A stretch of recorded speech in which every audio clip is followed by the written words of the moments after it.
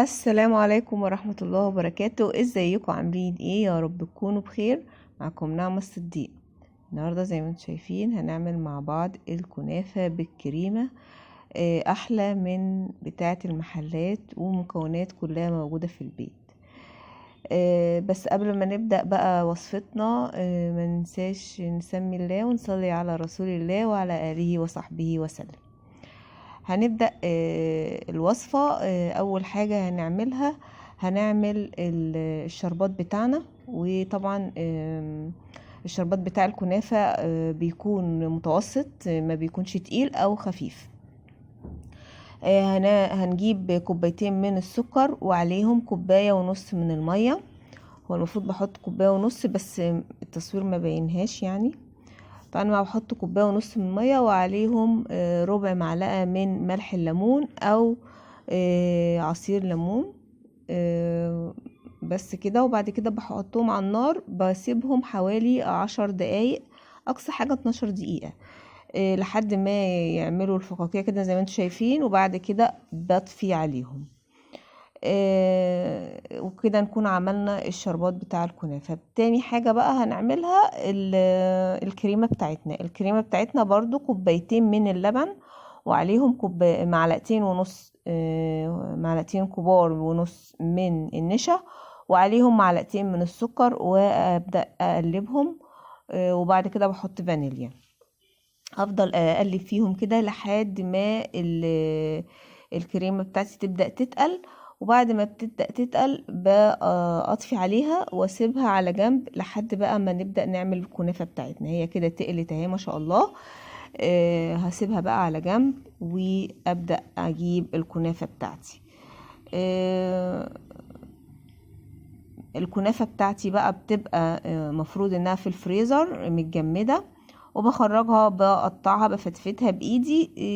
لو عندي كبة طبعا بعملها في الكبة، بتبقى اجمل بكتير لانها بتفرمها لي كويس. انا ما بفرمهاش ناعم قوي قوي يعني، بس هي بتخليها كده ايه، ناعمة شوية يعني، متوسطة. وابدأ بقى استخدمها بالطريقة دي. بيبقى عندي سمن.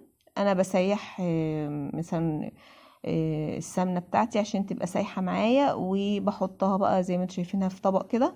وبعد كده بقى بجيب الكنافه واحط عليها معلقتين من السكر واقلبهم، وابدا احط السمنه بتاعتي. وبرضو بجيب صينيه مقاس 30، النص كيلو بيبقى في صينيه مقاس 30، بيبقى حلو جدا، سمكه بيبقى جميل جدا. وابدا احط فيها السمنه بتاعتي. وكمان الباقي السمنه دي بحطها على الكنافه. الكنافه بتحتاج سمنه كتير على فكره. طبعا نوع السمنه زي ما انت عايزه او زي المتوفر عندك. اهم حاجه بس انها بتتشرب سمنه كتير، لانها بتحتاج سمنه كتير. بعد كده بقلب الكنافه بتاعتي كويس جدا في السمنه وفي السكر وكده. وبعد كده ابدا احط، اجيب حوالي بقى نص الكميه كده بحطها في الصينيه، افردها. وبعد كده اكبسها بايدي كويس جدا بحيث انها تبقى داخله في بعضها يعني وتمسك نفسها. وبعد كده بعد ما احط نص الكميه بجيب الكريمه بتاعتي واحطها. وطبعا برضو باخد بالي كويس جدا ان الكريمه ما تروحش للحروف علشان خاطر ما تطلعش من الكنافه بتاعتي. انا بحطها من النص كده بس، وهي بتتفرد لوحدها. لاني طبعا بحط الطبقه التانية من الكنافه. الطريقه دي بسيطه جدا وسهله، ولو مشيتوا على الوصفه مظبوط هتطلع معاكي رائعه، اكتر من رائعه، كمان احسن من المحلات. بس كده بنفرد بقى الكريمه بتاعتنا. وبعد كده بنحط الطبقه التانية من الكنافه. طبعا مش بكبسها قوي علشان خاطر الكريمه بتاعتي ما تطلعش من الحروف. وبعد كده بحطها في فرن، ما بتاخدش وقت يعني في الفرن. بحطها على الشبكة في النص، ولما الحروف بتاعتي تبدأ تحمر ببدأ افتح الشواية من فوق. الوقت بتاعها بسيط يعني، يعني ما حسبتوش قوي، بس هو حوالي تلت ساعة، نص ساعة ل5 دقايق وبتلاقي الكنافة خلصت. بس هوريها لكم بقى بعد ما خلصت.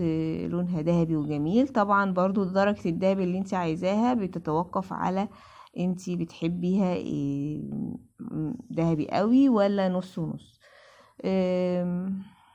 هحطها بقى اوريكم بقى بعد ما طلعت اهي بالمنظر ده. بسم الله ما شاء الله، طالعه رائعه. هبدأ احط عليها بقى السيرم بتاعي اللي انا عملته معاكم. وطبعا هو بيبقى بارد والكنافة بتبقى سخنة، ونشربها بالمنظر ده. وجربوها ومتنسوش تقولولي رأيكم في الكومنتات. طبعا هي منظرها زي ما انتم شايفين. متنسوش تعملوا لي لايك وسبسكرايب، تشاركوا الفيديو عشان يوصل لكم كل جديد. وادعوا لي دعوة حلوة، وادعوا لابني مازن بدعوة حلوة ان ربنا يرحمه. والسلام عليكم ورحمة الله وبركاته.